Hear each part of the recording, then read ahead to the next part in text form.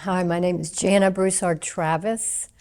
We're sitting in the Ross Gallery at Christian Brothers University, and I'm surrounded by recent exhibition for CBU called A Place for Everything. I was the chair of the art department at Christian Brothers University for the past 18 years. I began at Christian Brothers in 2006.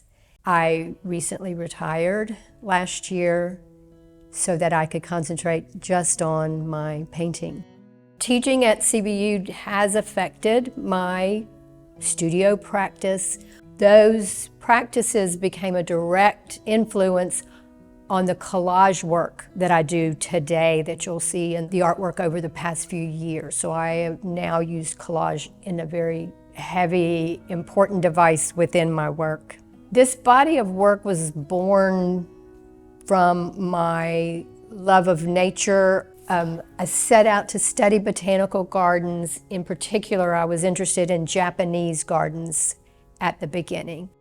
But as I traveled, I also became very familiar with succulent gardens. I became familiar with other gardens in the United States that also had greenhouses that housed exotic plants. My eyes kind of opened up to all the different possibilities.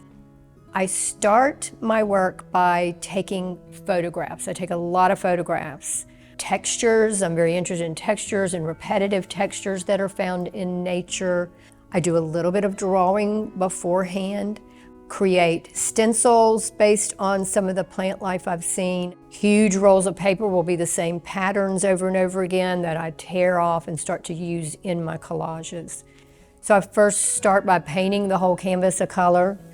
Then I collage in random places, and then I go back and lay a grid on top of everything else to see if I can find some negative space, to see if I can find lights and darks and bring out those textures and start to lay one texture on top of the other, and then find some space because I see everything as very entangled.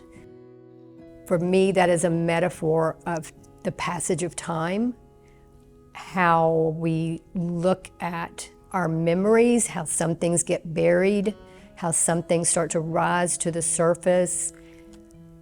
I look at a lot of other artists who are making collage. Judy Wood is one that comes to mind.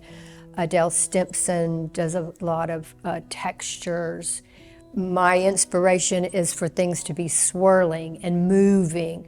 I want it to feel like its own little tapestry, story within each piece of work.